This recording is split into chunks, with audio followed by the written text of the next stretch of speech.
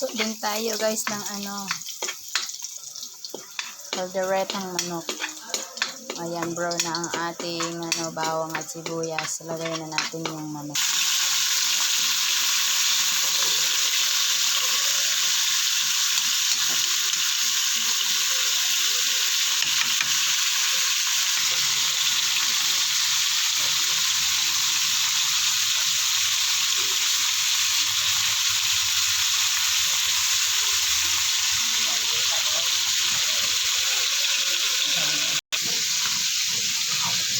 Luto na guys ang ating dinuguan.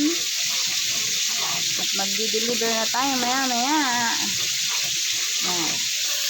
Balikan natin yung ating chicken. Lalagyan natin ng paminta. Lagyan na natin ng sabaw.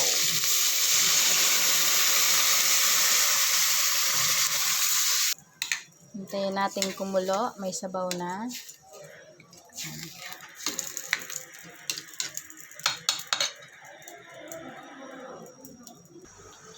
Sinunod na natin ang patatas guys. Ayan na guys ang patatas.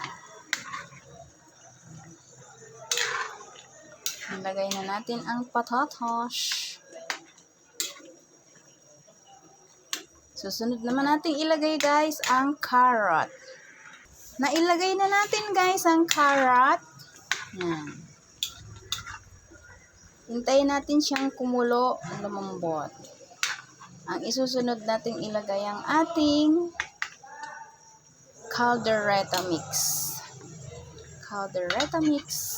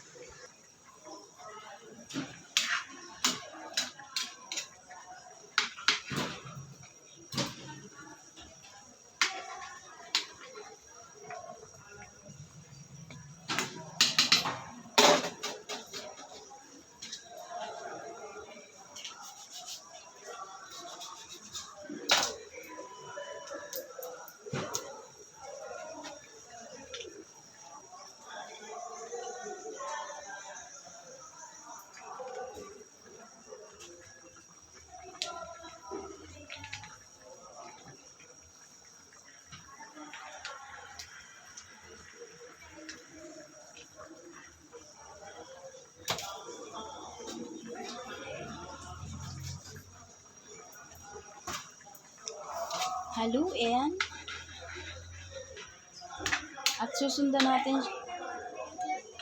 natin siya ng peanut butter guys. Kasi caldereta siya guys. Caldereta.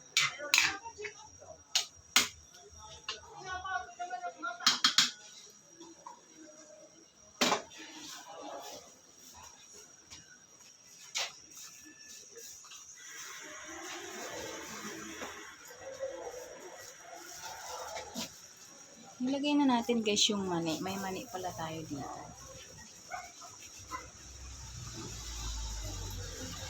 Bibili na lang tayo guys ng bago. Calderetang may mani.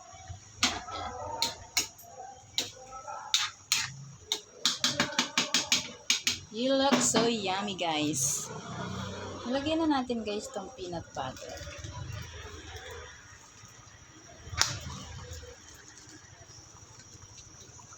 Ito yung peanut butter guys.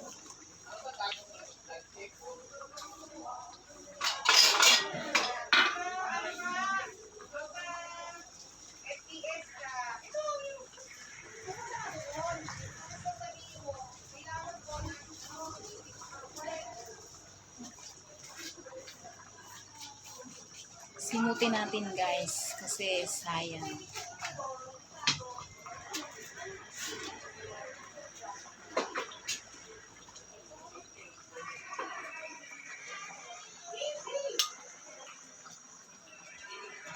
Tunawin muna natin guys yung peanut butter sa sauce ng kalderetang niluluto natin.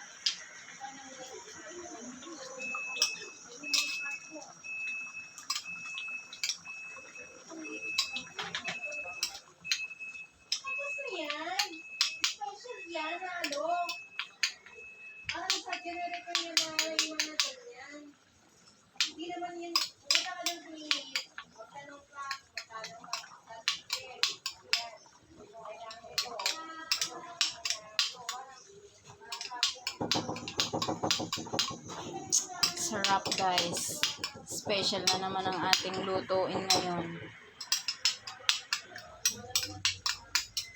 Happy tummy na naman ang ating mga anak. Yan. Nailagay na natin siya guys. Simutin natin siya guys. Yan.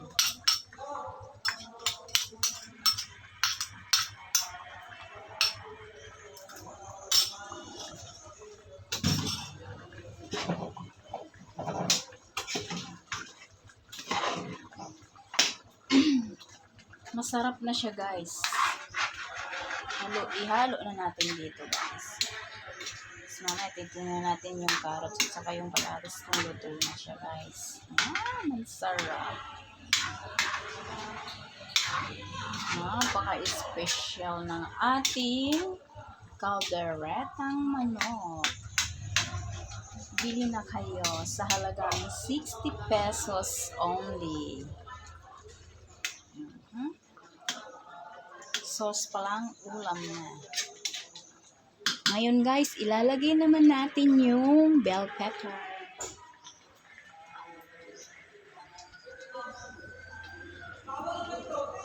Yan. Ang nagpapasarap lalo sa calderetang manok.